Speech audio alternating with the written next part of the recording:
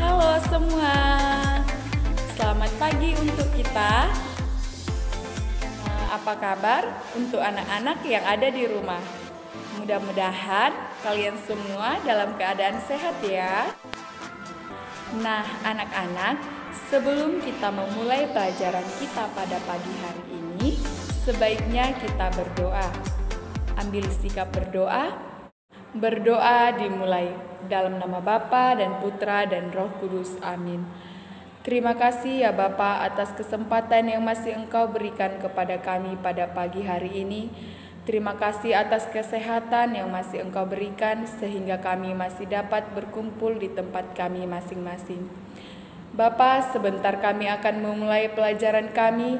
Kiranya Engkau yang senantiasa menemani kami, memberikan kami kepintaran, kesehatan dan semangat agar kami dapat mengikuti pelajaran ini dengan baik. Terpujilah dan termulialah nama-Mu kini dan sepanjang segala masa. Amin. Dalam nama Bapa dan Putra dan Roh Kudus. Amin. Anak-anak sekalian, Ibu harapkan kalian semua dapat mengikuti pelajaran kita ini dengan baik dan kalian juga dapat menonton video ini sampai habis serta membaca buku pegangan kalian masing-masing supaya kalian dapat mengerti dan memahami materi kita pada pagi hari ini. Baiklah anak-anak, materi kita pada pagi hari ini diambil dari bab 3 mengenai manusia sebagai citra Allah. Kalian bisa membuka buku kalian di halaman 31. Adapun tujuan dari pembelajaran ini adalah yang pertama, kita mampu menjelaskan arti kata manusia secitra dengan Allah. Yang kedua, kita mampu menjelaskan keistimewaan manusia sebagai citra Allah dibandingkan dengan ciptaan Allah lainnya. Yang ketiga, kita mampu menyebutkan sikap-sikap manusia sebagai citra Allah terhadap diri dan sesama. Dan yang terakhir yaitu kita mampu menjelaskan makna sabda Tuhan tentang persaudaraan yang rukun. Nah, untuk peta konsepnya, manusia sebagai citra Allah ada dua pembahasan. Yang pertama yaitu martabat manusia yang luhur, dan yang kedua, keluhuran manusia sebagai citra Allah. Nah, anak-anak, Allah menciptakan manusia secitra dengannya, sehingga manusia memiliki martabat yang luhur dibandingkan dengan makhluk ciptaan lainnya. Sebagai orang yang bermartabat luhur, hendaknya kita menghargai sesama manusia, bagaimanapun keadaan fisik lahiriahnya dan sifat-sifatnya. Untuk itu, kita tidak boleh meremehkan dan menganggap orang lain tidak mampu, karena tindakan itu bentuk dari merendahkan martabat manusia. Kita berkewajiban menjaga dan mengembangkan martabat manusia dengan mengembangkan kebaikan-kebaikan diri agar bermanfaat bagi sesama. Dengan demikian, kita telah mampu memancarkan kasih Allah kepada semua orang melalui sikap dan tindakannya yang mencerminkan dirinya sebagai citra Allah.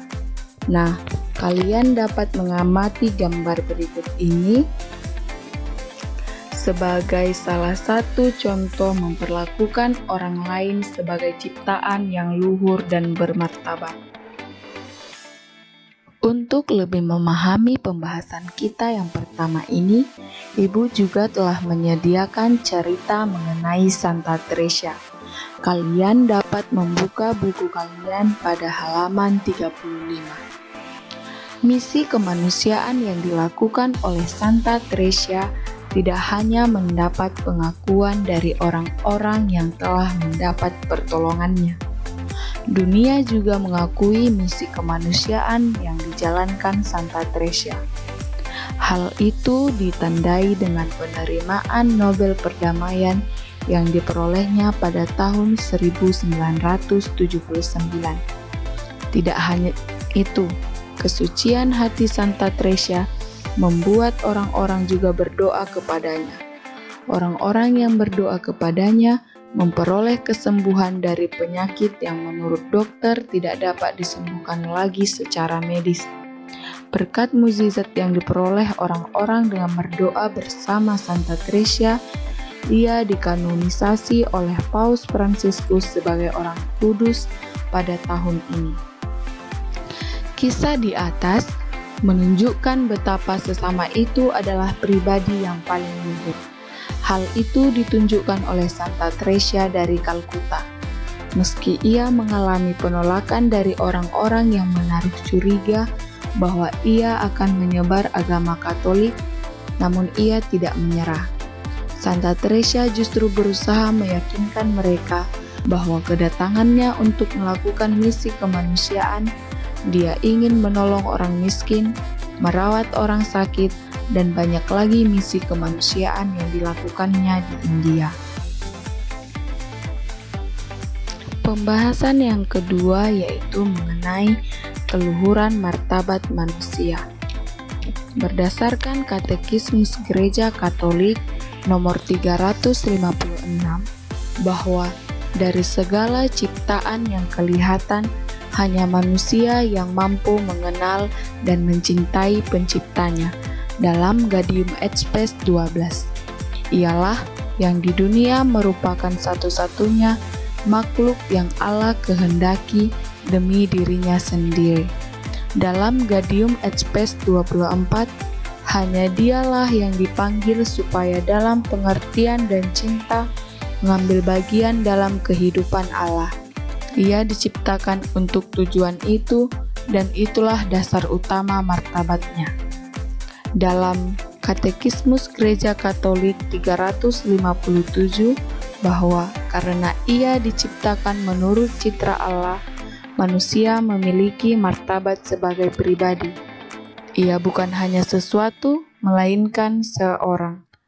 Ia mampu mengenal diri sendiri, menjadi tuan atas dirinya, mengabdikan diri dalam kebebasan dan hidup dalam kebersamaan dengan orang lain. Dan karena rahmat ia sudah dipanggil ke dalam perjanjian dengan penciptanya untuk memberi kepadanya jawaban iman dan cinta yang tidak dapat diberikan suatu makhluk lain sebagai penggantinya. Selanjutnya, berdasarkan Katekismus Gereja Katolik 326, bahwa pribadi manusia yang diciptakan menurut citra Allah adalah wujud jasmani sekaligus rohani. Teks kitab suci mengungkapkan itu dalam bahasa kiasan. Apabila ia mengatakan, Allah membentuk manusia dari debu tanah dan menghembuskan napas hidup ke dalam hidungnya. Demikianlah manusia itu menjadi makhluk yang hidup. Dalam Kejadian 2 ayat 7. Manusia seutuhnya dikehendaki Allah. Dan dalam Katekismus Gereja Katolik 380 dikatakan bahwa Engkau menjadikan manusia menurut gambaranmu, Engkau menyerahkan kepadanya tugas menguasai alam raya, agar dengan demikian dapat mengabdi kepadamu satu-satunya pencipta. Baiklah anak-anak, pembahasan yang ketiga mengenai ajaran kitab suci tentang keluhuran manusia sebagai citra Allah. Kalian dapat membuka kitab suci kalian dalam Mazmur 133 ayat 1-3 tentang persaudaraan yang rukun. Dalam kitab suci ini ingin menjelaskan bahwa manusia adalah saudara yang harus hidup dalam persatuan.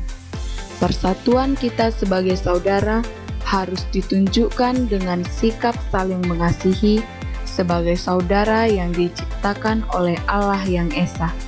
Sikap yang demikian akan membangun masyarakat yang saling menghargai atau menghormati satu sama lain sebagai saudara semartabat. Allah sendiri menginginkan bahwa penghormatan atau penghargaan terhadap sesama lahir dari rasa hormat terhadap Allah Pencipta yang Maha Kuasa, Maha Bijaksana, Maha Tahu, dan Maha Adil yang menciptakan manusia sebagai gambaran dirinya.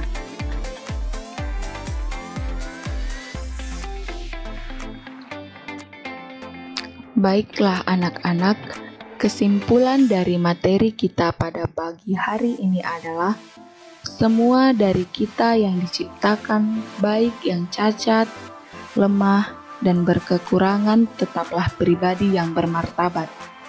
Martabat kita terletak pada pribadi kita yang telah diciptakan secitra dengan Allah. Dengan demikian, kita sudah seharusnya melihat dalam diri sesama kita gambaran atau pantulan wajah Allah. Sebagai pancaran dari kasih Allah, kita harus mampu membangun sikap positif dalam berkomunikasi, artinya menghormati dan menghargai orang lain dengan tulus hati.